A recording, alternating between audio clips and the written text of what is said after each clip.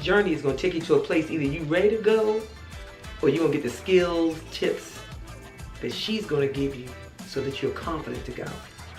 Come on, y'all. Y'all, go ahead, get your pen, your paper, get your laptop, get your iPad, whatever you're using to write these notes, because I'm going to tell you, you want to get them. LinkedIn is where it is right now. Facebook is still there, but LinkedIn, without LinkedIn, you're not connected to those businesses that you want so desperately to serve. So come on in. Go ahead and hit the emojis. Hit the emoji. Imagine you are at a conference that has everyone that you want to meet, some of your peers, but your ideal clients, decision makers, money spenders, corporate representatives, professionals who need your services.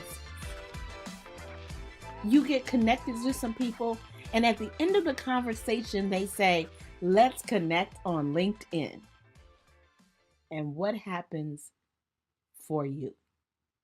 Are you excited? Are you proud? Are you ready for them to see your LinkedIn?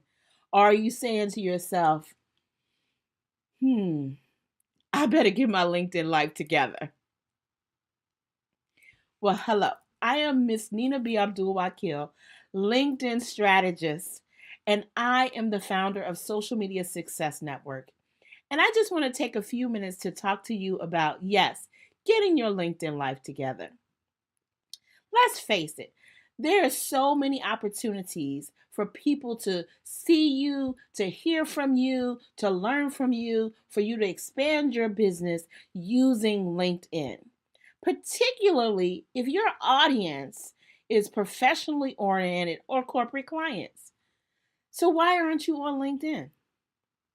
What are you missing? What should you be doing?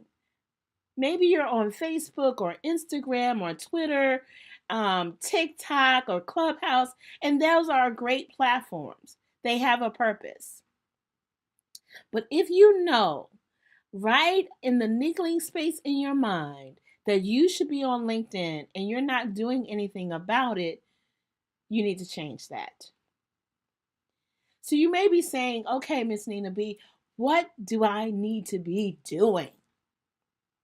So let me have a few moments of your time to just share 3 things that you need to do to get your LinkedIn life together. 3 things you need to do to get your LinkedIn life together.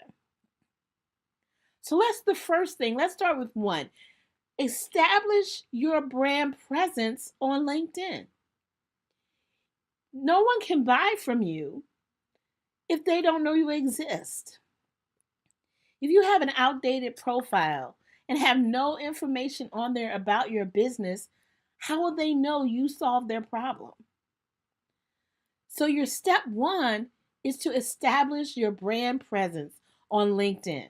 And how do you do that? You optimize your profile. Your profile is your storefront.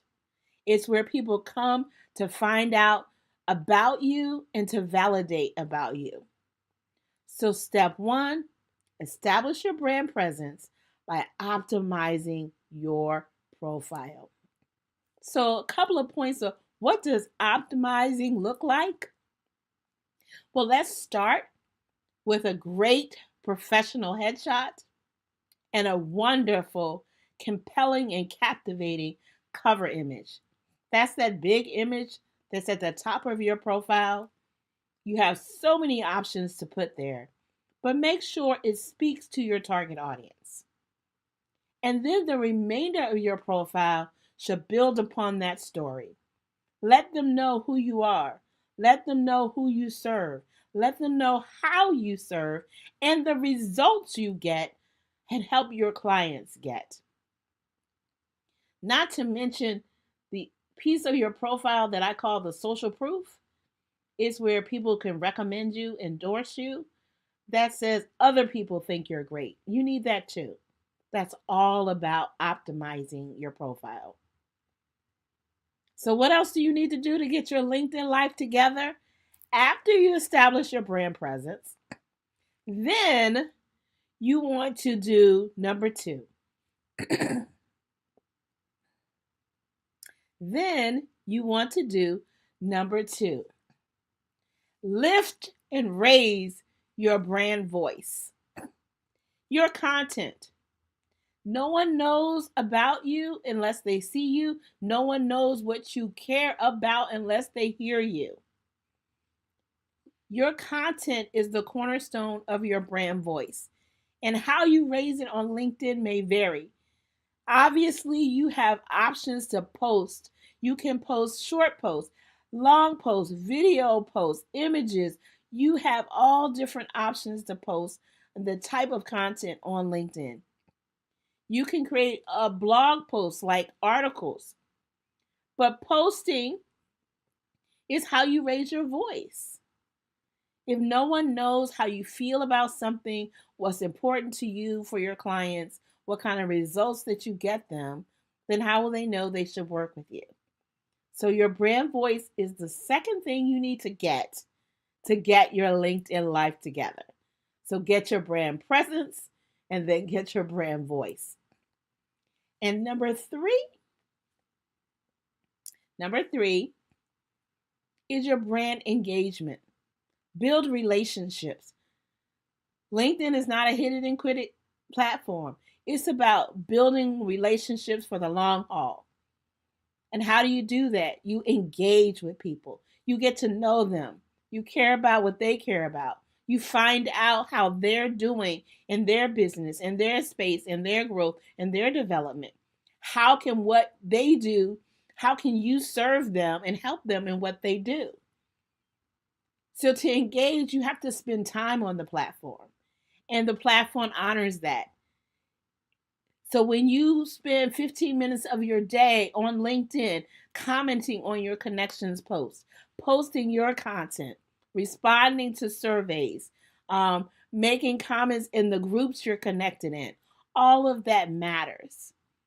That's how you build relationships. Establishing and doing messaging in LinkedIn Messenger on the platform. The platform sees you active and it honors that. That's about getting your LinkedIn life together. So, the next time you are at a conference and someone says, let's connect on LinkedIn, you don't have to shrink back.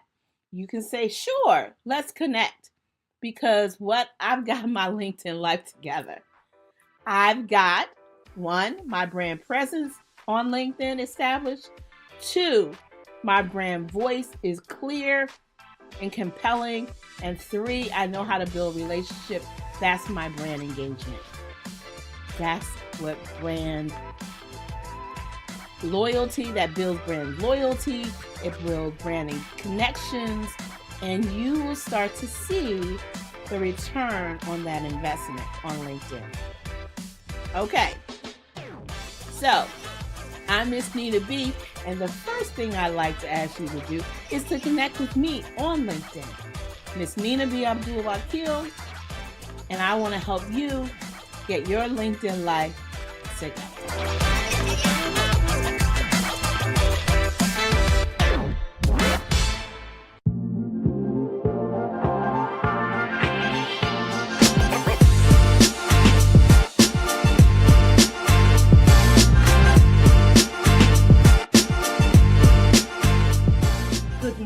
Good afternoon, good evening, wherever you may be watching me from. Today, I will be talking about finding your yes and walking, in your power. So I have a workshop for you. It's all about finding your yes and putting your life in focus. You see, as women, we tend to allow the situations that we go through to write our stories. We tend to allow the people that are around us, we tend to allow the job, the situations we find ourselves to write our stories. We tend to want to love people, be everything for everyone, when we are actually not being anything for ourselves. And that's why I said, and today I'll be talking about finding your yes and putting your life in focus. When I say your yes, I mean YESS. YESS, finding your yes and putting your life in focus. Your yes means your essence. And your essence is the power of your presence. It's the power that touches everyone that comes in contact with you. Your essence is that heat that, burns out, that light from your burning log, that fire from the candle that is on the inside of you. It's all about who you are, what you represent. But along the line, we tend to lose this essence. On our journey as women and as young ladies, we experience things like not being good enough, maybe being cheated upon in relationships, taking care of everyone but yourself, not really doing the things that you want to do because of the culture, because of religion, because of maybe the family that you come from, the stereotypical narratives in the environment, in the world. We also conform to finding ourselves trying to fit in and blending into the background.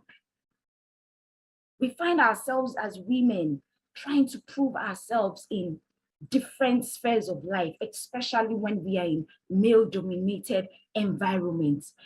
We also find ourselves trying to be perfect, trying to fix every other person but ourselves. We tend to the needs of every other person to our own detriment. Maybe because that is how we have been wired to be. We have been wired to be nurturers. However, we tend to lose ourselves and we allow the situations to write our story. And then we end up feeling stuck in a rut. We end up not living life with intention.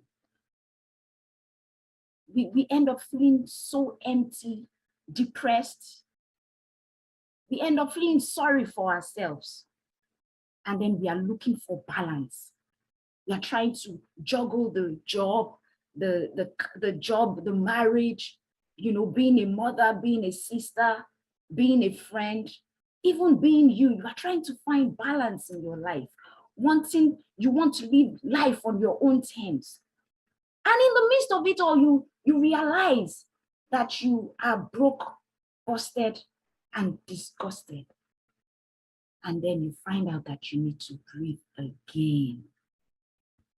Hence the need for change. You start looking for change. You start trying to find yourself. You start asking yourself questions like, how did I get here in the first place? How did I lose my sense of direction? How did I lose my sense of purpose? Because I am trying to be somebody. I am trying to be something for everybody and nothing for myself. And that is the reason I created the Yes program for women. Just like you, I have been there.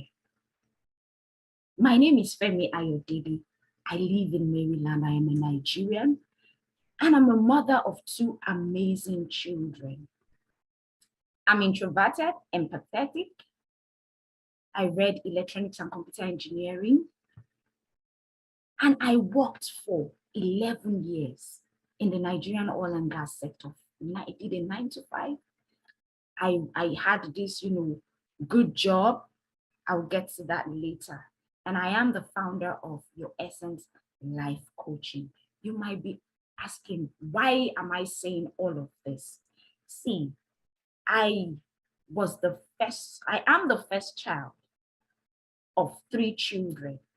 I grew up in a house where my parents were always at each other's throat. And as the first child, the only girl, and I was the eldest. I am like 7 years older than my younger brother.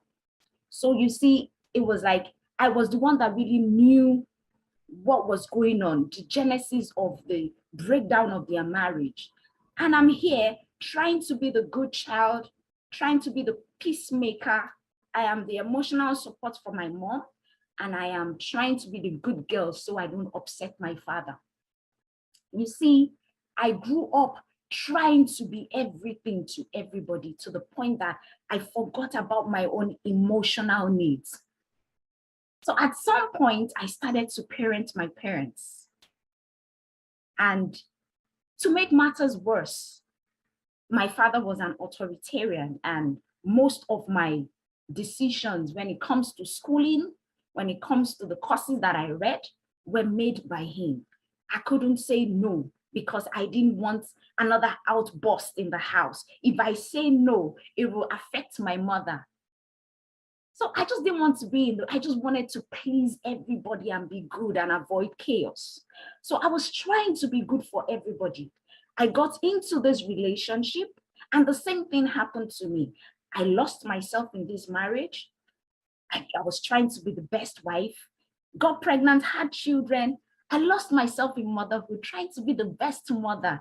At the same time, still trying to be the best sister to my brothers and trying to be the best child, a good daughter to my parents. At the same time, juggling, trying to be the good employee at work. This was a job where I wasn't fulfilled at. But then I was having a lot of crises in my marriage. And that unfulfilling job, in quotes, became my go-to for solace. You can see how twisted it all was. The job was good, but I felt unfulfilled at it, but it was the solace that I had to go to just block my mind from the toxicity that was going on in the marriage. At a point, when I got cheated upon, that broke me. It was like I had given 12 years of my life trying to make this marriage work, trying to be the good wife. And I'm still on this unfulfilled job. I'm not still doing the job that I want to do. I read a course that I did not want to read. You know, at that point, I started thinking, like, how did I get here? How did I get myself in this situation? How did I lose myself? I knew there was more to me than all that I was going through. Friends, I had to go on a journey to finding myself. It was when I embarked on this journey to finding myself that I began to look into me and ask my Creator for answers to the questions that I've been seeking elsewhere. You see, I was seeking answers to my questions. I was looking for myself in other people. I was looking for myself in a job. I refused to look on the inside of me. And at the end of the day, when I began to look inside me and I found these answers, I told myself, it is time to start being me unapologetically. So I made these decisions and I began to cut those things that weren't serving me anymore. I quit the job because I was frustrated at it. I was unhappy at it. Although the job had so many benefits, you know, came with all the goodies, but I just quit the job. And I summoned the courage with all the cheating going on. I said, you know what, anything that is not serving me, I have to cut ties with it. And I decided to, you know, have a divorce, started my own business. And I started on this journey towards finding myself. And when I was able to do this, I said, you know what? I need to awaken other women, even as I continue on my journey of, you know, self-discovery. And that is my why. My why is to awaken other women, even as I journey in life, to empower myself and to make sure my children live life on their own terms and not on the dictates of other people, not on the dictates of a spouse, not on the dictates of their job, not on the dictates of culture, society, or whatever. It is time to write your own story and be in charge of your life. Women, it is time to put your life in focus. Life is short. You only live once. Finding yourself is all about putting your life in focus. And putting your life in focus is all about personal transformation. It's all about change. And it starts with your emotions. And like we all know, emotions are your energy in motion. And that brings me to understanding that, you see, the first law of conservation of energy says that you cannot create or destroy energy. Rather, it can be transferred from one form to the other. So you can actually transform your pain into something else, into your passion. You can transform the self-pity into power. You can transform the hate that you have for yourself into loving yourself. You can transform that confusion to determination. It all lies in you. It all lies in your ability to do the inner work. To transform yourself is all about internal change. And before you can do that, you need to do the inner work. The inner work has to do with you. You have to do the work. No one else has to do the work. You have to do the work by taking responsibility for allowing people treat you the way they treated you. People treat you the way they treat you because you allowed it. So you need to be ready to take responsibility and stand and lead yourself. Personal transformation comes with self-leadership. Without it, you cannot transform that energy from one form to another. And finding yourself, which is personal transformation, starts with you accepting yourself. It's a huge cycle. You set goals, you reconnect with yourself, you start being authentic, you renew your mind, you stretch and grab opportunities. And along the line, you tell yourself that you are your own cheerleader. You cheer yourself on and be the miracle that you want to see. So it starts from you first asking yourself, what do I really love about myself?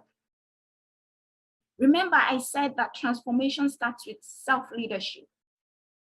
And powerful people ask powerful questions. Powerful leaders ask powerful questions because those powerful questions will steer your focus in the direction of having positive transformation. So you first need to ask yourself, what do I love about myself? What are my weaknesses? What are my strengths? What makes me unique? I was in a what do they call it now? A team building session. And the facilitator asked us, he said, what do you love about yourself? At that point, I was like, you know, he said we should write 15 things that we loved about ourselves. Believe you me, I was only able to write 5 things. At that point, I asked myself, does it mean that I don't love myself? And that gave me an aha moment. Like, if I can't find things to love about me, how do I expect people to find things to love about me? And then it took me on this exercise and I began to write the things. I started finding things to love about myself. I began to write them and I made them my affirmations every single day. So you need to do that for yourself because you'll be shocked. What do you love about yourself? You might just say, oh, you'll be shocked that you don't really even know what you love about yourself. And when you ask yourself, what are my weaknesses? What are my strengths? Your strengths are those things that just come naturally to you. Your weaknesses are those things that, you know, you suck at. So what I would say is when you find your weaknesses, make sure that, I'm not saying you should focus on your weaknesses, but work on them in such a way that they don't cancel out your strength. I have put some exercises in the workbook. You can download the workbook and just take some time out and ask yourself these questions and put down what your strengths are. Put down what your weaknesses are. This is like a personal SWOT analysis. What makes you unique? What are your quirks? What are those things that will make people really love you and those things that will make people really hate you? What are your quirks? What are your core values? What are those things that you stand up for? These are questions that we ask ourselves on this journey. Like I would always say, acceptance is the start of the journey. You need to be able to know yourself, accept yourself, accept your beauty, accept your quirks, accept the weaknesses, the good and the bad sides of you. And then, having done that, you begin to set goals. Okay, this is who I am. What do I really want to achieve in life? You set smart, achievable goals. You make sure your goals are smart. Make sure they are specific. They are measurable. They are attainable. They are time bound. They are relevant to who you want to become. For example, if you want to become maybe the best at your job, at what time? What really do you want to be good at? Or you want to start a business. What kind of business do you want to start? When do you want to start the business? How do you intend to know that your business is growing? At what point do you want to have achieved this goal? This business you're saying you want to do, does it really tie with your passion and your purpose? How relevant is it to you? How are you going to measure your success? So these are the things that you need to ask yourself on your journey towards finding yourself, on your journey towards walking in your essence and embracing your power. Always have that goal in hand, and then you have a plan. You have a plan when you want to achieve what you need to achieve. Because it's one thing to have a goal. If you do not write it down, if you do not make sure that it is properly planned out, it is just a wish. It is just a wish. And I mean, you can go on with your life without achieving it. So if you're really serious about achieving your goal, you need to make sure you have a plan that is achievable. And then having done that, you grab every opportunity and live your life with excellence. Another thing that you can, another way, or what I would say I did when I was trying to find myself was I had to reconnect to my inner child. And this process of reconnecting with my inner child had everything to do with me going back to the 5-year-old me, the 7-year-old me, to ask myself, what happened to me at that time? Now, the reason I'm going there is because I have been able to realize what's happening to me now. Like, I have been able to realize that I lost myself. I'm trying to find myself again. So I went back to the 7-year-old me to say, what happened there? And I'm able to tell the 7-year-old me, look, it's okay. That is what we all need to do. We need to reconnect with our inner child. What are those things that you used to love to do that situations have made you not to do anymore? You need to ask yourself, what happened? So what we are trying to do in this scenario of reconnecting to your inner child is we are trying to collect the dots. So you collect the dots by asking yourself, okay, right now I see that I am I'm very emotional, if that's what you're feeling right now, or you are very aggressive. And then you are asking yourself, what do I do? How can I transform myself from being aggressive to being a calmer person? You then look back and say, what happened at my childhood? You go back there and collect the dots.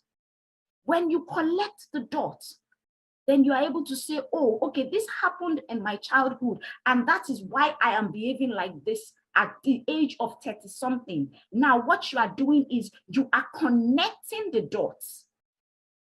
Then the next step is for you to correct the dots. So I would always say the way, before you can move forward, you need to, go backwards and get some information that can help you learn lessons that can help you change some things about yourself and push you forward. So I had to do that. I had to reparent myself. I had to go back to my inner child and tell my inner child that it is okay.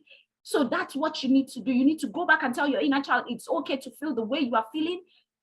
It's now time to come out of that feeling, because it's time for you to heal. It's time for you to find yourself again. So you begin to ask yourself, what are those things that you used to do as a child that you no longer do? And ask yourself, having done that, ask yourself questions like, what do I want to be remembered for? What legacy do I want to leave on this earth? And what would I do if I'm not afraid of what the world thinks about me? What would I do if I'm not afraid of criticism? If I'm not afraid of success? If I'm not afraid of rejection and abandonment? What would I do? The first thing you need to do is to take off the mask. See, a lot of us women, we want to paint a picture like, oh, I'm in a good marriage, I have a good job. You know, you paint that picture like my life is, I have it all together, when really you don't have it all together. Really, you are dying inside. I'm saying this because this is what happened to me. I am going to church, I'm raising holy hands, I'm feeling like everything is all together, but I'm dying inside because I'm in a toxic marriage and I am unfulfilled on my job. So I'm telling the world I am good when really I am afraid, when really I don't feel, what it, really I am weak, really I am depressed. So what I will tell you to do is, for you to find yourself back again, you need to become authentic. You need to be vulnerable and open-minded. When you are open-minded, you open yourself up for growth. You need to follow your intuition and follow your intuition to lead you forward. You need to be able to lead yourself. Like I said earlier, self-leadership is a representation of self-love. You need to be able to speak your opinions authentically and assertively. When you are your authentic self, what you do is that you give yourself permission to become who you have been called to be. And at that time, your beauty truly shines. So I need you to tell yourself, I give myself permission to be who I have been called to be. I give myself permission to be the woman of my dreams. Having done that, you begin to renew your mind. You begin to renew your mind, because you cannot get somewhere your mind hasn't gotten to. You begin to renew your mind. You begin to, activate growth. An open mind is a growth mindset. Once you begin to renew your mind, what you are doing is you are activating your growth. You are saying that I no longer want to be in the situation that I am in. I am learning better things. I am becoming the me that I have been called to be. And what you do at that point is you begin to learn new things. You filter truths. You unlearn what you have learned before. You research and then you relearn. And at that point, what you are doing is you are taking yourself to a point, because it's all about transformation. When you renew your mind, you are taking yourself to a point where you become the miracle that you want to see. You become the woman of your dreams. And when you are at that point where you are the woman of your dreams, the next thing for you to do is you begin to walk in your essence. You begin to stretch and grab opportunities. When I mean stretch, I mean you begin to look inside of you. The Bible says that out of your bellies shall flow rivers of living waters. The Bible also tells me that I should seek first the kingdom of God, and every other thing shall be added on unto me. How do you seek the kingdom of God? The Bible says the kingdom of God is on the inside of you. So the truth is, you have a well of creativity on the inside of you. So where do you need to stretch to? Stretch inside. Stretch into the gifts that lie inside of you so that you can tap into the well that will spring forth rivers of living waters. In other words, what I'm trying to say is work on your gifts and talents, those giftings that you have buried because of what people will say, those talents, those things that you have stopped to do, those things that bring life back into you that you have stopped to do because of what people will say. Go back and begin to work your gifts. Seek opportunities that are in line with your passion. Grab these opportunities and continue to move with excellence.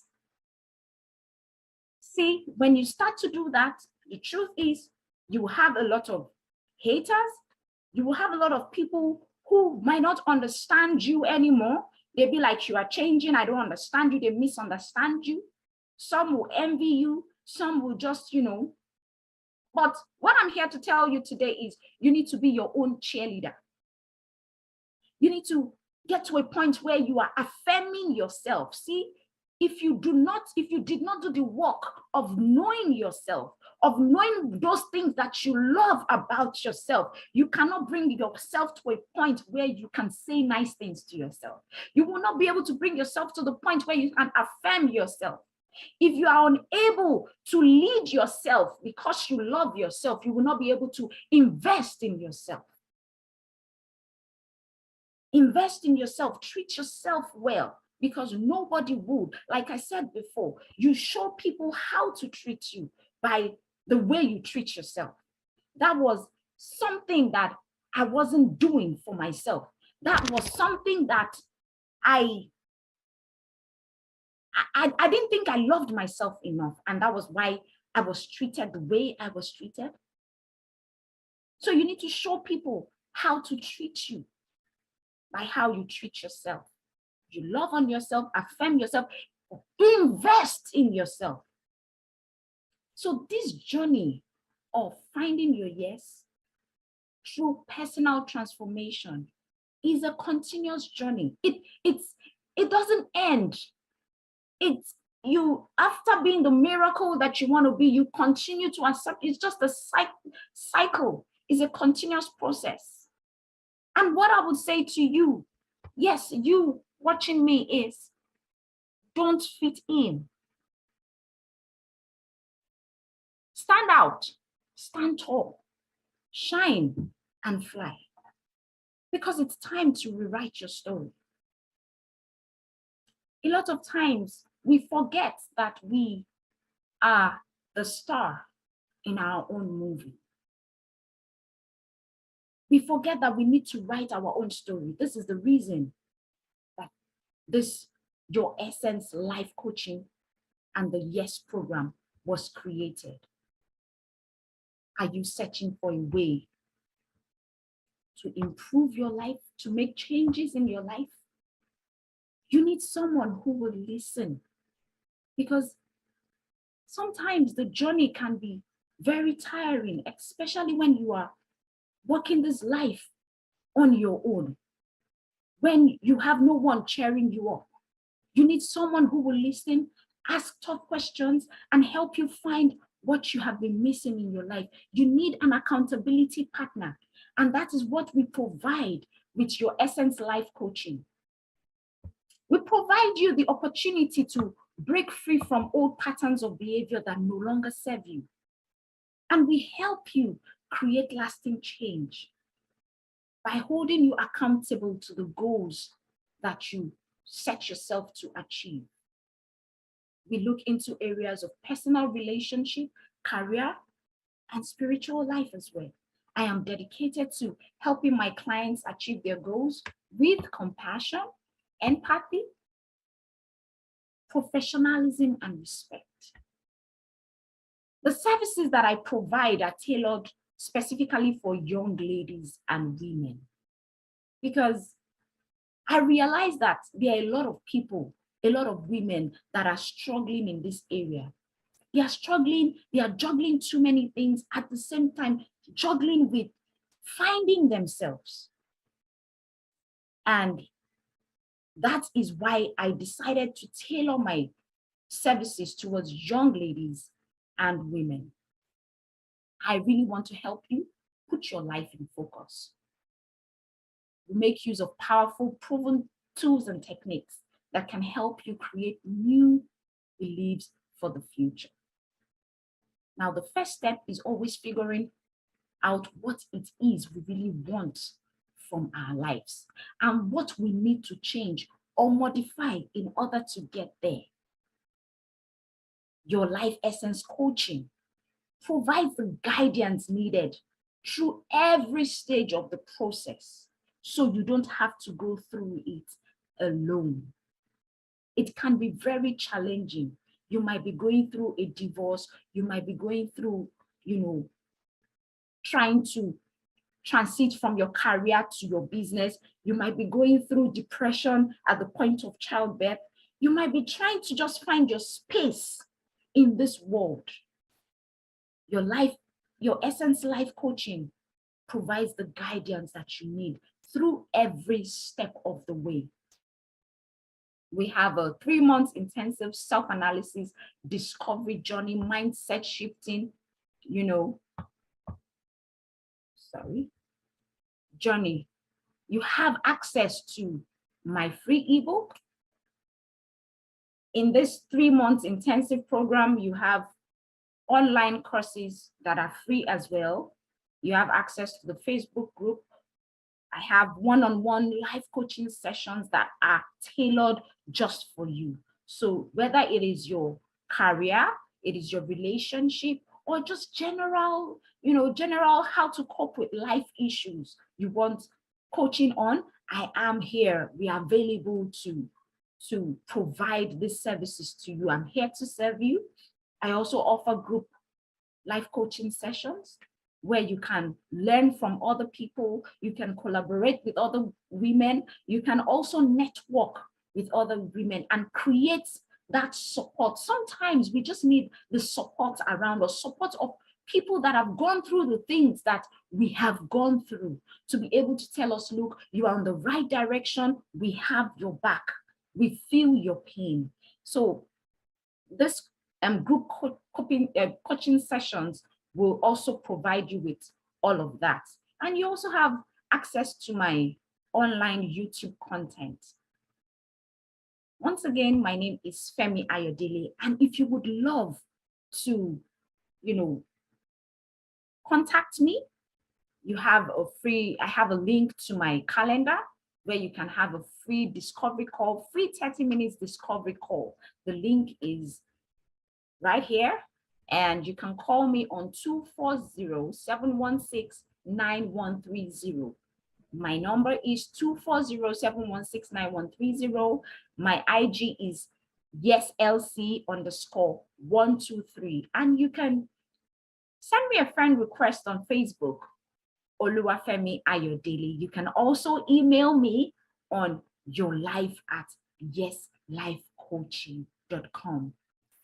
See, I am here to be your sister in transformation, because I believe that you cannot do life alone, especially when you are in a tough situation. You need support. You need someone to hold your hand along the way and tell you that it's okay. You need someone to hold your hands along the way and hold you accountable to those things that you said you will do. You need someone to hold your hand along the way and tell you that you are meant for this journey. You need someone to hold your hand along the way and tell you that you will be fine. You will be fine even if it looks as if everything is going south for you. I just need you to reach out and we'll take it up from there. Once again, my name is Femi Ayodele, and I hope to hear from you very soon. Please do not forget that you need to put your life in focus. I love you, Lord, guys. Please do remember to download the workbook, and I have quite a lot of exercises for you over there. Feel free to take those exercises to heart, do them, and you'll be happy that you did. Thank you once again. Bye, guys.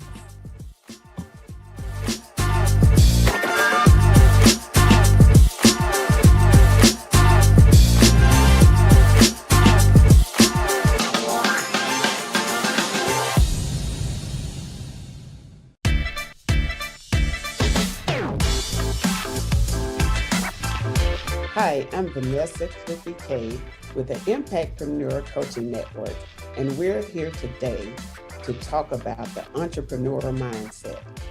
Anyone can come up with a new idea, but building a successful business around it is the entrepreneur challenge.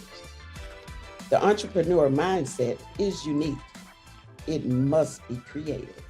It must be communicative and highly motivated to succeed, but open to risk and failure. The success or failure of the business comes down to characteristics of the entrepreneur. It takes a unique characteristic to blend one big idea into a fully functional, thriving business. As an entrepreneur, you must think different about your approach and work toward separating your mindset from the rest. Entrepreneurship is the birth, the choice, and the destiny. Birth is the dream. Choice is deciding to focus on that dream. Destiny is the future results from a predetermined course of events. Martin Luther King said, "Faith is taking the first step even when you can't see the whole staircase." As an entrepreneur, we work tirelessly, working toward our goals, always thinking about the next move toward success. Everyone has their own version of success. It's personal. However, once you identify your version, then you start to set realistic goals. You must understand your impact as a leader and take actions to be impactful. Fear of success can hold you back. You define the moment, or the moment defines you. Focus on your goals. Be specific. Growth is uncomfortable. It's easy to set goals, but harder to make the sacrifice. Don't think outside the box. Think like there is no box. Challenges are inevitable, but quitting should never be an option. Grow into the best version of yourself. Dream with your eyes open. Remind yourself why you decided to make a difference. I have 5 characteristics to cultivate your success. Number 1, a positive mindset and outlook is a must for any successful entrepreneur. The mindset is the head of the company. It sets goals for the tone and the rest and influences the culture. Negative thoughts undermine the forward motion of the progress of the company, not to mention the ability to lead and motivate the staff. Cultivating a positive attitude is not about sticking your head in the sand and ignoring the things that could go wrong, but it's about learning how to mentally reframe your response. Number 2, you must have a creative mindset. Creativity is needed for any entrepreneur success. The mind of an entrepreneur is always looking for ideas and innovations. The basic life cycle of the entrepreneur product stems from the conception of the idea, followed by turning the idea into a viable product or service. Number 3, persuasive communication ability. The best entrepreneurs are persuasive individuals. The power of persuasion can help you negotiate, close sales, and get a better price on your inventory. Persuasive people tend to be inspiring leaders, while some are more naturally persuasive than others. Persuasive communication skills can lead you to learn the practice that is needed. Learning to communicate is advantageous no matter what your industry is. Number 4, motivation and drive. Motivation is one of the top characteristics of any entrepreneur. You must be self-motivated as opposed to looking for others to push you and helping you, hold you accountable to get things done. Having a lot at stake fuels the motivational key and using goals to motivate the high quality. High quality goals are clear, achievable, and manageable. High quality goals provide a sense of motivation, which accomplish any objective. Number 5, the ability to learn from failure. Man, when starting a business, you hope that your business will be successful. Success is wonderful, but failure is where growth and change happens. The key to learning from failure is actually learn and embrace your mistakes so that you can make better decisions that won't break you. Failure is inevitable, but your reaction to your failure is what makes you. Do your best to remove emotion from your mistakes to make you the best entrepreneur. Starting and running a business is exciting, rewarding, and positive. You get things done. You learn how to embrace your entrepreneurial mindset and cultivate key characteristics linked to your success. This will help you build a thriving business. I'm Vanessa Cookie Cade with the Impactpreneur Coaching Network.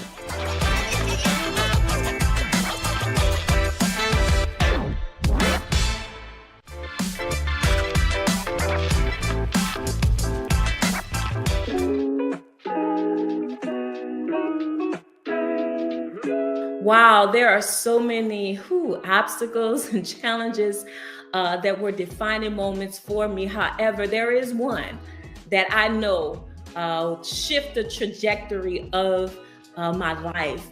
And that was when I was unjustly fired from a job that I sacrificed so much for. It was devastating and painful on so many levels. Number one, I was a single parent raising a 2-year-old daughter. This was my only source of income. And then also I left corporate America to pursue this opportunity because I believed in the vision and the mission of this organization. And to have taken almost a $10,000 pay cut to give my all to this organization and their cause, and to have myself to be unjustly fired, that was hard for me. I chose this particular assignment, this particular business, because I love to see women leading out front. Yes, I would love to see women in leadership, leading in the marketplace, leading in ministry. And this is why I established You Are You and Associates and You Are Unique Academy, because I want to teach, I want to train, I want to coach ambitious women who may work a 9-to-5 and they feel unfulfilled, undervalued. Hello, my name is Geronda Marks, also known as Coach J. I am the owner of You Are You and Associates and the CEO and founder of You Are Unique Academy. I was born and raised in New Orleans, Louisiana, so I'm a 504 girl. However, I am presently residing now in Forney, Texas. The women that work with me, I want them to know their worth. I want them to be confident and courageous, and to know that they add value to every room, to every table, to every life that they encounter. I am committed to fulfill my God-ordained purpose. I know that this is a kingdom assignment for me. I always tell individuals, I'm going to die empty. I am a pitcher that pours. And so I want to pour into this next generation. I want to also pour into the world. Every gift, every skill, every talent that I have, I am a resource. And as the word says, I want to be an epistle that's read of men. It's been so much fire here on the Black CEO, this conference, this summit, this fire has been so good that I hadn't came out my jacket, y'all. I didn't came out my jacket.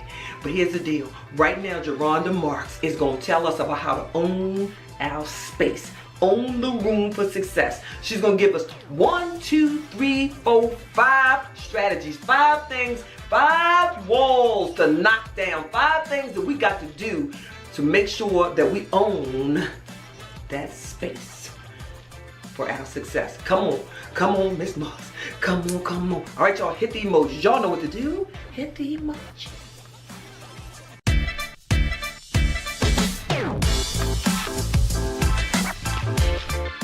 Hello, my name is Geronda Marks, and I am hailing from Forney, Texas, but I'm a 504 girl.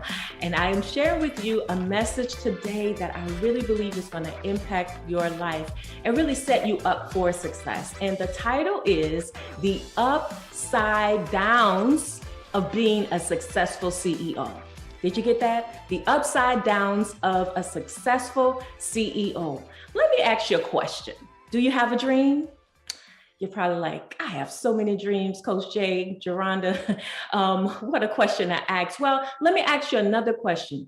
Is this dream big, beautiful, and humanly impossible, which means you need God's help to make it happen? Yeah, we all, many of you that are viewing me right now and listening to me right now, I know you have a dream. But one of those dreams that you may have is being the CEO of your own life, being your own boss. That's an amazing, exciting dream. And trust me, that's a possible dream. Why don't you declare that with me? It is possible. Yeah, it is possible for me to be the CEO of my own life. But also too, what does that really look like? For me, I'll give you 4 F's when I think about being the CEO of my own life. One of them is freedom. Yes, freedom, meaning not having a taskmaster on your back, breathing all on your neck. You could be as creative as you desire to be. Yeah, you won't have any limitations or restrictions, meaning you're liberated to do what you want to do. That's freedom. Yes. And flexibility. Flexibility is also something that we all desire, meaning being able to set your own schedule, to be able to spend quality time with your children, your loved ones, without any fear of losing your job if you have to take care of a loved one, things like that. So freedom and flexibility. Also, what about financial security? We all want to experience financial security. What does that look like? Having enough money to take a vacation wherever you want to go, whenever you want to do it, saving up for your retirement or an investment. Yeah, but then the other F, I love this one, fulfillment. Come on, think about that. I want to be doing the work that I'm doing now in this season. I want it to be fulfilling. I want it to be my calling, my assignment. And so when we think about being our own CEO, that's what we think about: freedom, flexibility, financial security, and fulfillment. That's a great future. And guess what? You can have that as well. But also, I want you to understand that on this entrepreneurial journey, as you are endeavoring to be your own boss, this journey can be both a blessing and a burden.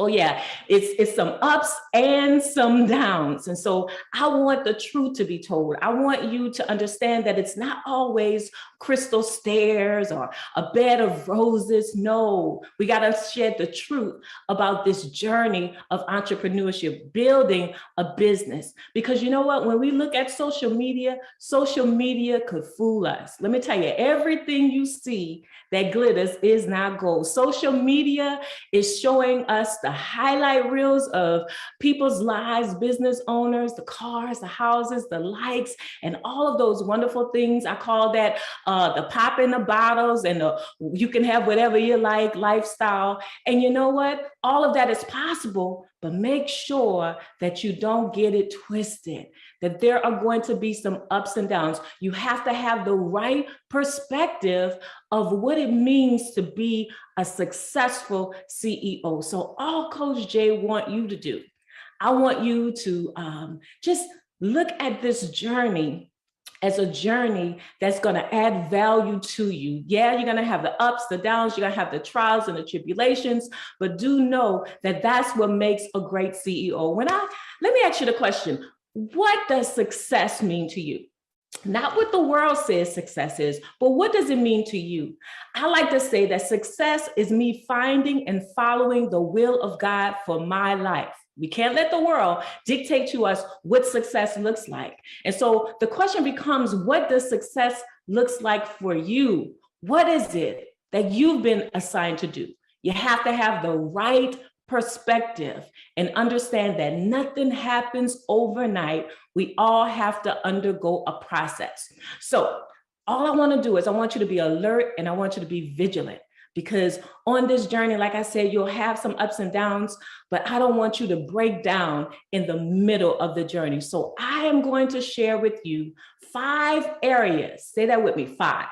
5 areas that you need to safeguard when you're traveling down this entrepreneur journey. You know how it is that you don't see it now, but say for instance, at the bank, there's a vault and you have a guard that is standing outside the vault.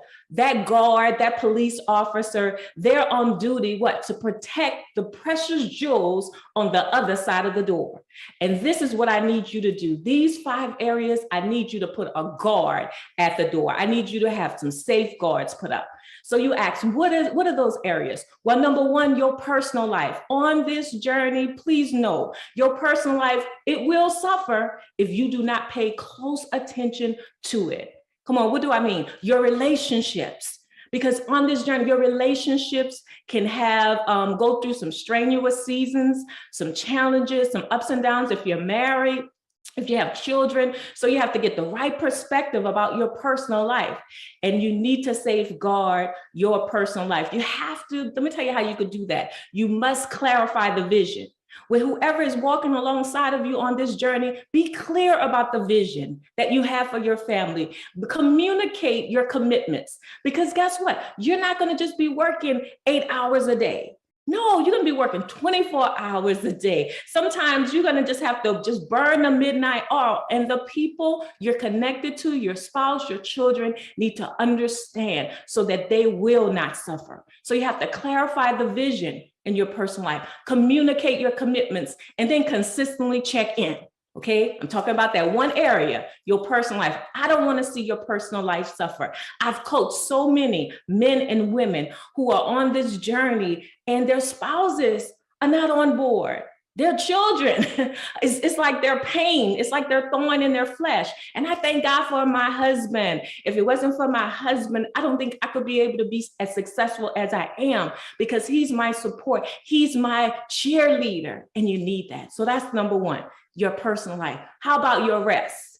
Oh, you're going to have those sleepless nights, but you got to be intentional in getting the proper rest. Yes.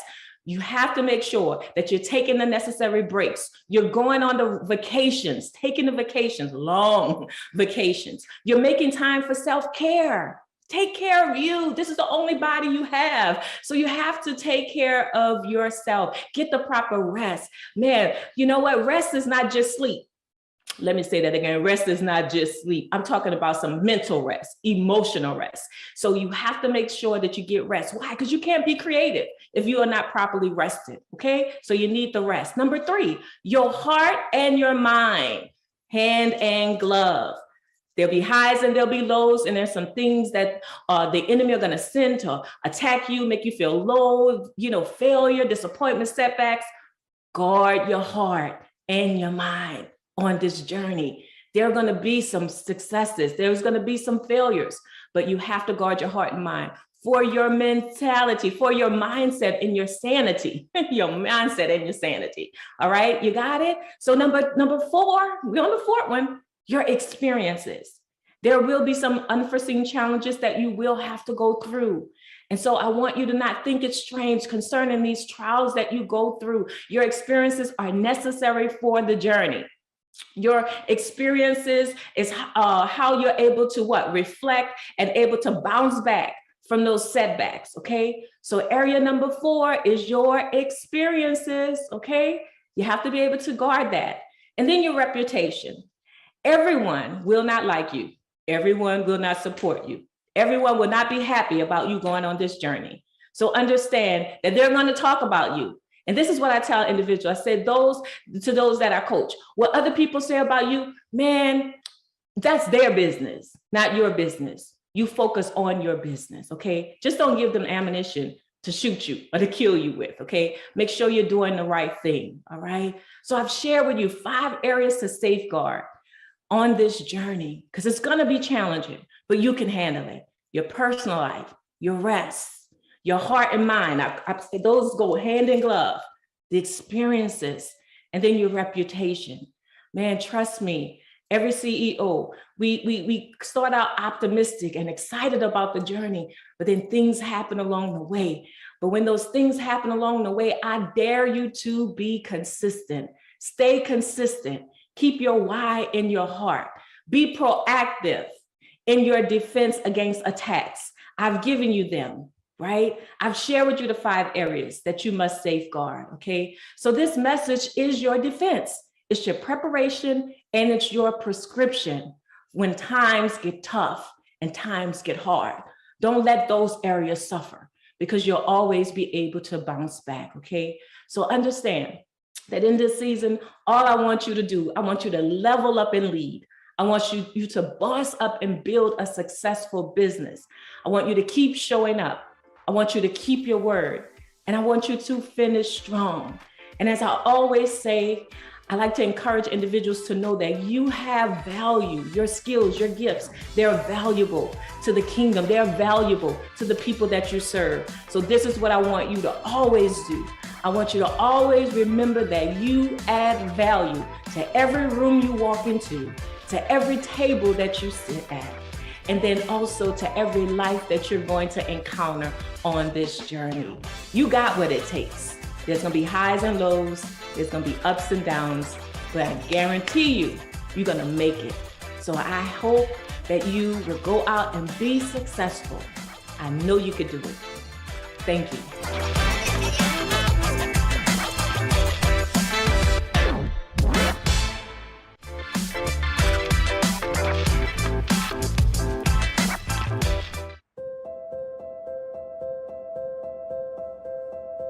I've often thought that being successful was balancing everything and always giving everything and everyone an equal amount of time. What I've come to realize is that it's not in the balancing, but in successfully blending. And by blending, I mean taking all parts of your life, whether it's your business, whether it's school, whether it's your family, whether it's your hobbies, whether it's self-care, blending all of that successfully from day to day, month to month, year to year, and just blending those facets so that you are a complete and whole person, able to give your whole and complete self. And when you're in those different facets, truly honoring being present at those times. I think that's the biggest challenge that I'm glad that I've overcome. I chose my business because it fills an industry need. And it's important to me that I'm able to empower others that look like me to build wealth by maximizing what they've already mastered and taking that mastery into the areas of corporate and government contracting, as well as pivoting their minority certifications to maximize their business growth. I'm Dr. B. Adamson, and I'm here from Dallas-Fort Worth, Texas, My company is Arlo Owens Transportation and Logistics. Again, welcome. People often say they want 7 different streams of income. And when we think of that, we often think 7 different kinds of businesses. When in actuality, I'd like those that are willing to work with me to be willing to invest in their business so that they maximize what they've already mastered, and just using a different pathway to do that, that being government and corporate contracting. I plan to make the world by being committed to living my life by its authentic design and not living life by default, and by default in choosing not to take chances, make informed decisions and actionable choices so that I can live my authentic purpose.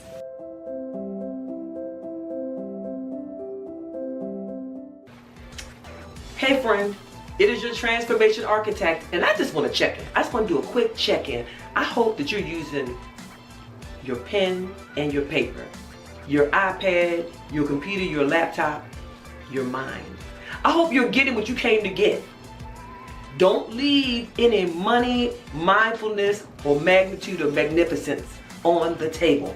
Oh, let's get into it, because Brandy Adamson is going to come and talk to us about building successful economics bridges between corporations and communities.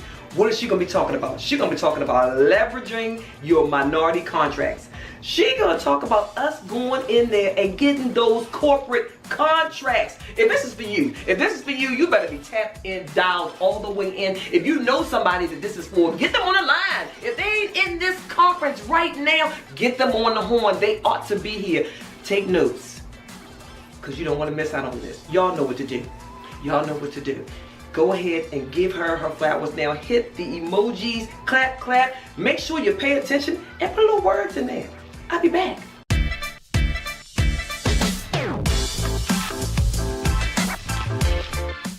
Hello, and thank you for joining.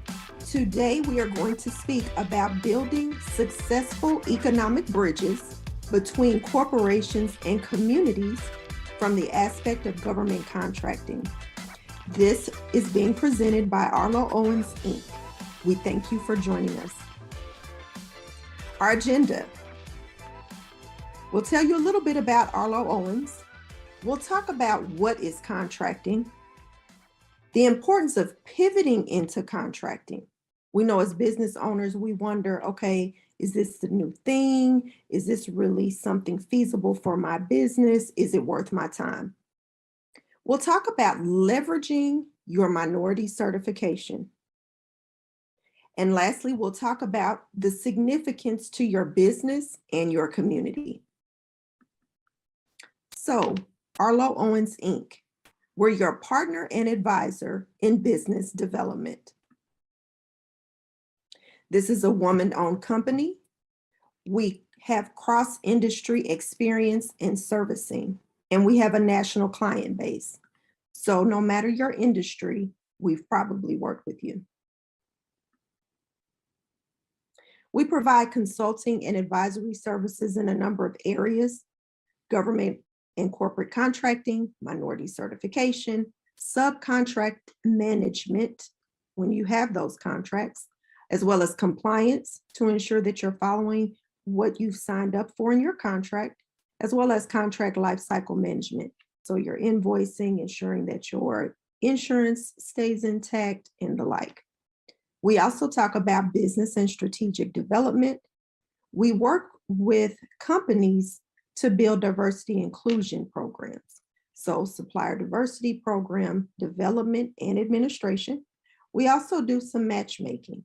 So if you are interested in being in the contracting space, we can help you find which organizations, being companies, or which agencies you best kind of match with. We also do branding. Branding is important because that is your face to your clients. So, what is contracting? Government contracting is the process that allows a company to sell their goods and or services to the government. And when you think government, remember county agencies, city agencies, state agencies, and federal. There are different types of contracting opportunities. There are those that are competitive. I'm sure a lot of people are familiar with RFBs or low bid. There's the RFP, which is a proposal process, and then there's RFQ, which is a request for qualification. Interestingly enough, there is a single and sole source component to contracting, and in this portion, it's not competitive. So if you have created a system or a product and you are the sole provider of that, you don't have to compete. But the government has to know what you have, who you are, and how they can find you. And we'll talk about that in a little bit. There's also set-asides. So when you think about set-asides, those are for specific groups. So it may be for small business, it may be for women in business, it might be for minorities. Those are other opportunities that are allowed to you as well. So you say, yes, I'm interested. What are my immediate needs as far as government contracting? Your business has to be legally formed. You will want to get with an attorney or an accountant to figure out how to form what's best for you. You also need a Dun & Bradstreet number. Those are at no cost.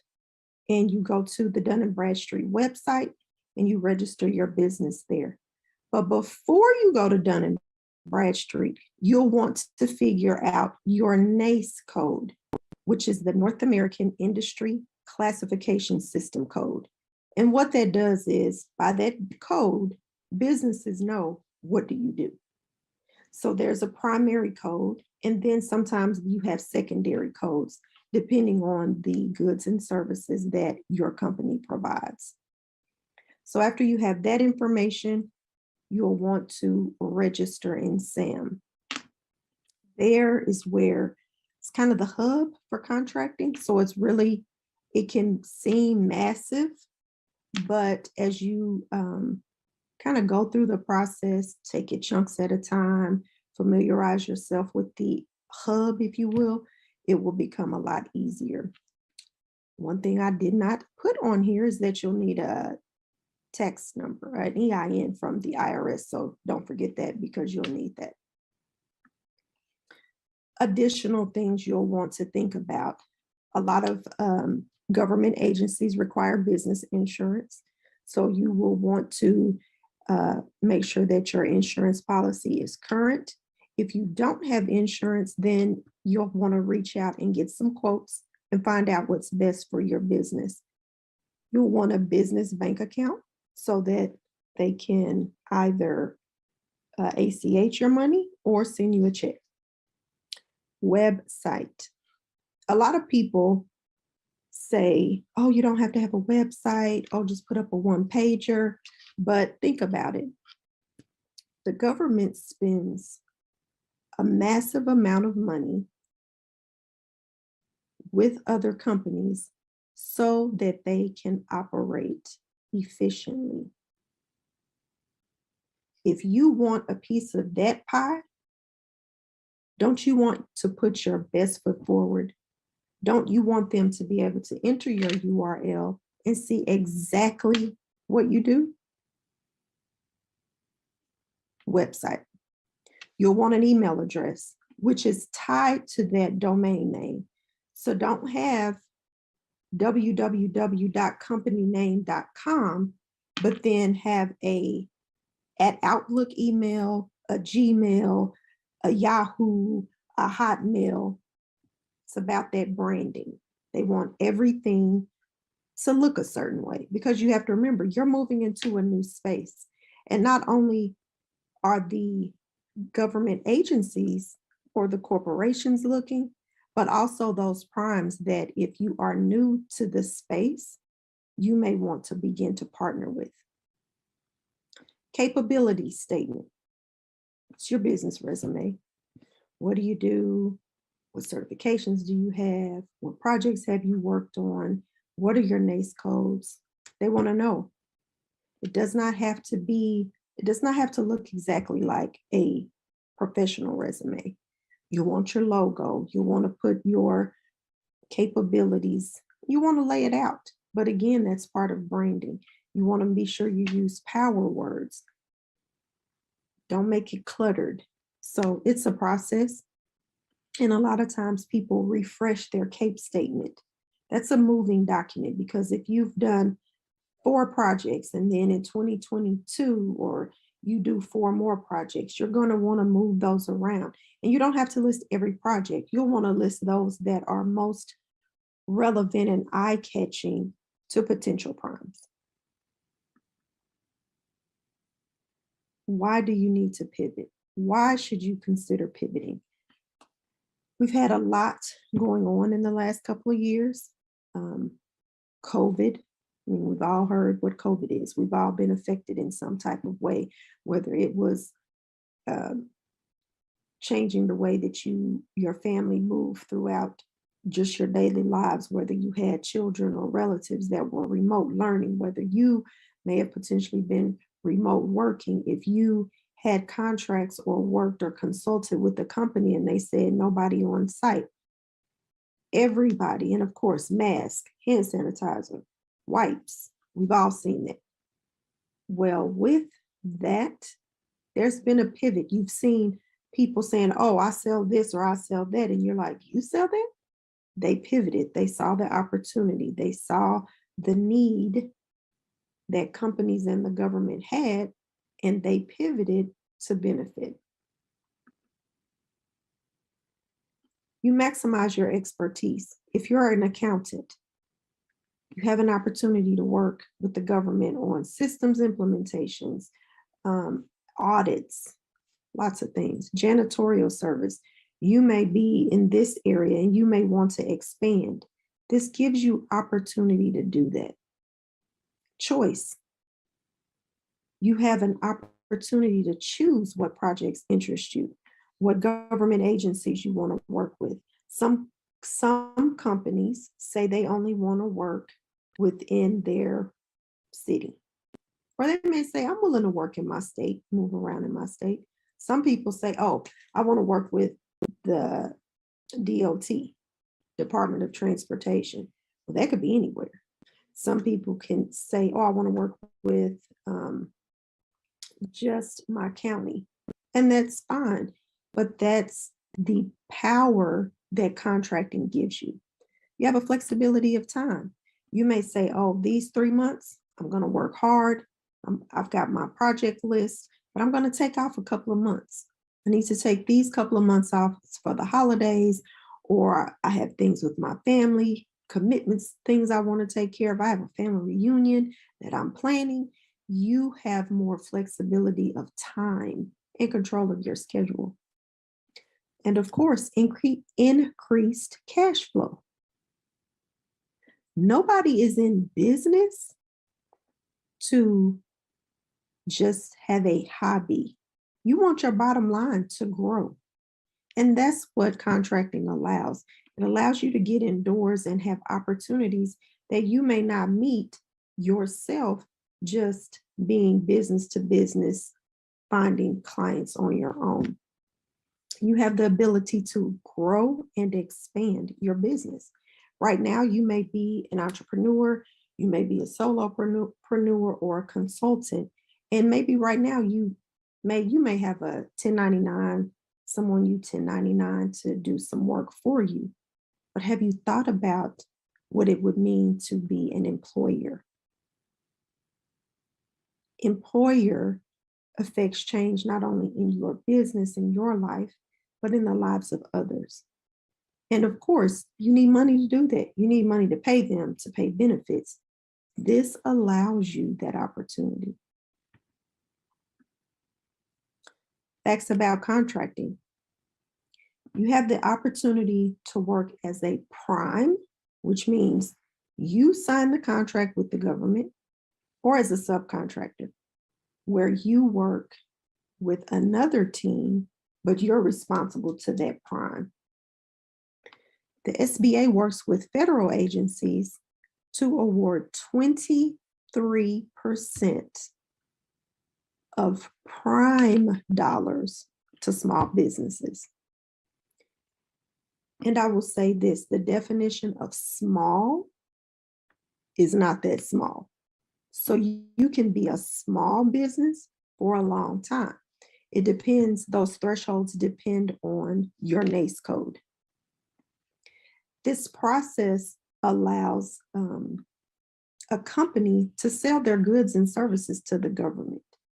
So you have an opportunity to get your business indoors that you may not have in the past. So there's lots of opportunities. And again, I want to stress again, 23% of prime dollars is the goal to small businesses. That's a lot, 23, but we've got to be in the room for them to give them to us. And if we're not in the room, they got to give them to somebody else because they've got to operate the business, right? So let's think about getting in that room if you're not there already. And if you are in the room, let's think about how you're going to grow your presence in that room. Let's talk about leveraging your minority certification. So first, what is it? What is a minority certification? It's a certification by a third-party organization that certifies that your business is in fact 51% owned by an economically and socially disadvantaged individual. Yes, you can look at me and see I'm brown. There's no doubt about it. However, and I can say, oh yeah, I own this company. But if I really don't, I really don't. It has to be by a third-party organization that the federal government utilizes. There are lots of organizations that do that. We'll talk about those in a little bit. And you might think, why do I need to get certified? You can look at me and tell I'm brown. Why do I need to do that? You can still work with me. I'm still available. You're absolutely right. However, on a lot of contracts, they have a goal that says of this money, this much has to be spent with a minority owned company, and you have to be certified. It can't just be, oh, I'm going to use your company because you're here and I know that you're owned by a Black woman or a Black man or a woman. No, you have to be certified because they have to have that documentation. Where do you get certified? A lot of places available. These are several of the larger organizations, and in your area, there may be a smaller organization that partners with these organizations. So WeBank is for women, the National Minority Supplier Development Council, then DOT. DOT is federal, but they have several areas. Each state kind of has their own DOT as well. So you would want to go to your state. So if you're in Maryland, you want to go to the Maryland DOT. If you're in California, you want to go to the California DOT. If you're in Illinois, you want to go to the Illinois DOT. So throughout this conversation, I've kind of trickled little tidbits. I've talked about changing from just being a consultant to being an employer. I've talked about how you can expand your business. You think about it, expanding your business affects your community, affects your city, it affects your neighborhood. You're able to help other businesses. If you're a prime and you get a prime contract in your neighborhood or in your city, you can't do all the work. You have a big construction project.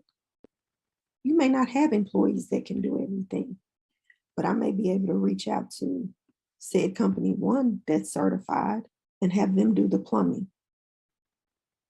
Have another one do the landscaping. Have someone else over the engineering piece to make sure that the drawings and that we have everything we need. It's cyclical. There is significance in doing this. And if you think about it, yes, your business is here, but you affect your neighborhood. Because if you live here, you might say, oh, I'm going to go shop at this store more, or I'm going to go volunteer and join this organization, or the schools in my neighborhood, they have a fundraiser, or where they're looking for advertising. So then you're helping your neighborhood. Then again, you help other businesses. I can't do it all, can't do everything. So I'm going to allow someone else on the project so that not only I can be successful, but they can too. I may get to the point where I start hiring more employees. I may have a couple of contractors, but then I want to bring them in and get 10 or 12. So again, you can affect change. Why small businesses? The government wants to buy from you because they don't want it to be all big business. All businesses have new ideas and processes. Again, economic development, job creation, and opportunities for disadvantaged and socioeconomic groups to come forward and really show what they can do. We thank you for the opportunity. If you have questions or want more information, this is our contact information. Again, please consider moving into this space. They need you. We need you.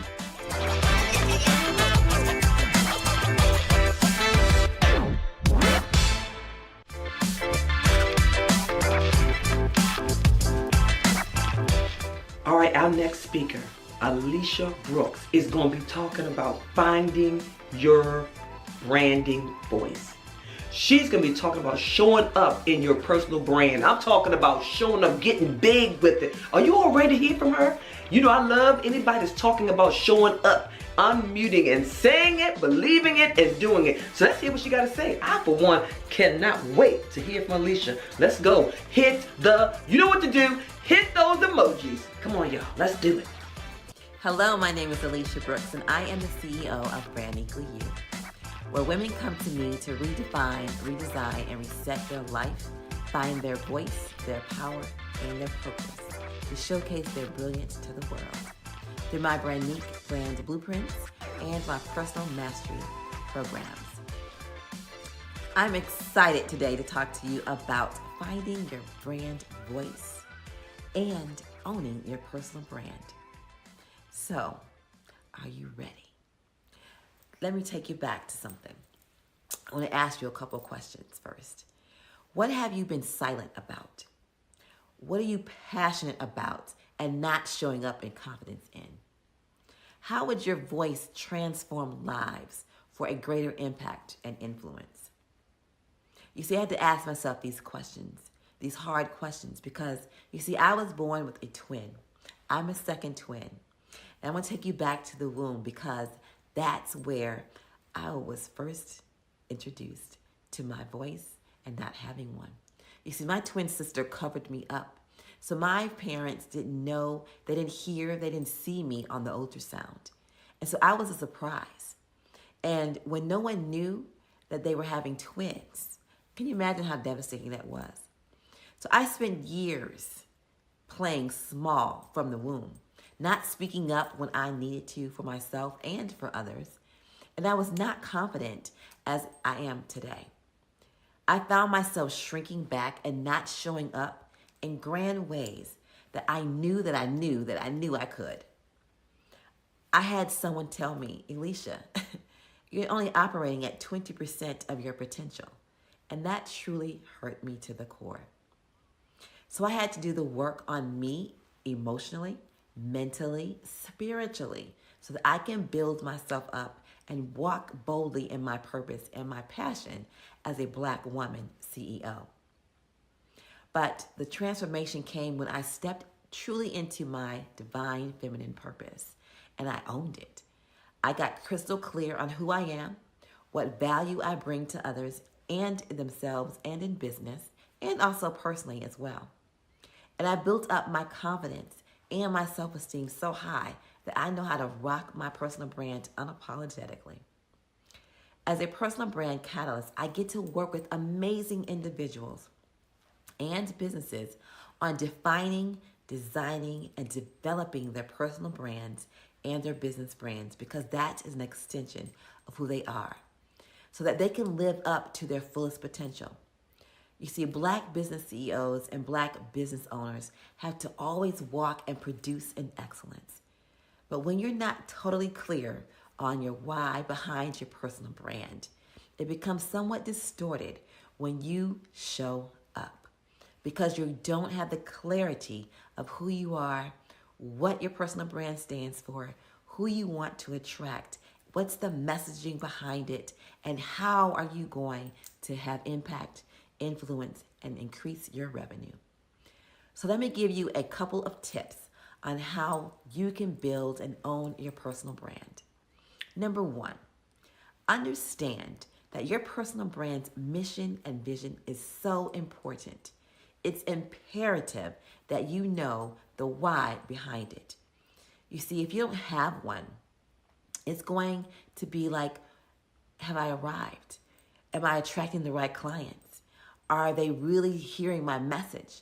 Am I really transforming lives? Am I serving in the best way that I can? So you got to get crystal clear on your purpose. Then you need to know what your personal brand is, because that's your superpower, because it represents what you want people to believe, think, and say about you. You must change what you believe about yourself so that you can change what the world believes about you. Number three, you need to develop your own swag, your confidence, your self-esteem, because you can only go as far as your confidence will allow you to. If you aren't building your confidence up, you won't show up in ways that can hurt your business and your influence and your revenue. So you got to have processes that run your business, and building your personal brand is what grows your business personality. That's what's going to attract individuals and businesses to you or your movement. Your business has a personality and a culture that is directed totally by you. So you need to know that your personal brand is an extension of who you are on the inside. So whatever and however you see yourself shows up on the outside based on what's on the inside. So you get to rock it the way you want to. You get to own your personal brand, your style, your lifestyle, your network, and how you do and say you do business. That's an extension of your personal brand. You see, when you know your personal brand and what it stands for, it will assist you in finding your purpose, your voice, your power, and knowing that everything you need comes from the inside so that you can display that, your brand-unique brilliance, on the outside and share that with the world. You see, brands need three things to grow and lead today. Number one, emotional influence. It's a feeling about your brand that customers feel or don't feel with other brands. Number two, your brand-unique distinction. It's a way of doing things that customers interpret as different and meaningful from an industry standard. Number three is your authentic connection, a way of engagement that enforces why customers or clients choose to keep your brand in their lives and top of mind. You see, therefore, you want to make sure that you are transforming lives through your brand, through your services, through your products. You need to understand that your personal brand is more than just colors and a beautiful color palette or a logo. It's your vision, it's your mission, so that you can set the tone for your brand, so that you can really rock it and set the world on fire with building a movement behind it. Your brand unique assets, what sets you apart what shows up for you that's going to attract others and have your divine clients.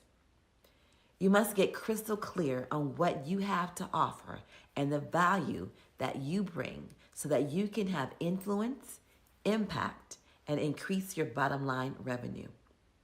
You see, my mission is to truly define, reignite your mindset, your spirit, and send an electric charge to your emotions. Because all of it comes from the inside out. It sets your soul on fire when you get to do this. And so you get to learn more about yourself. You get to learn and see what makes you different, your core values. It sets you apart. So your self-esteem, all of this gives you a soul orgasm so that you can be the person you want. You can have the business that you want, and you can show up and show out and be the light in the world. You see, I get to do this because that's my passion. I've done the work. And you have to do that too. You have to look at who you are, what you have to offer. Why are you offering it? What actually makes you different? There is nothing new under the sun. There are people doing the same things that you are doing.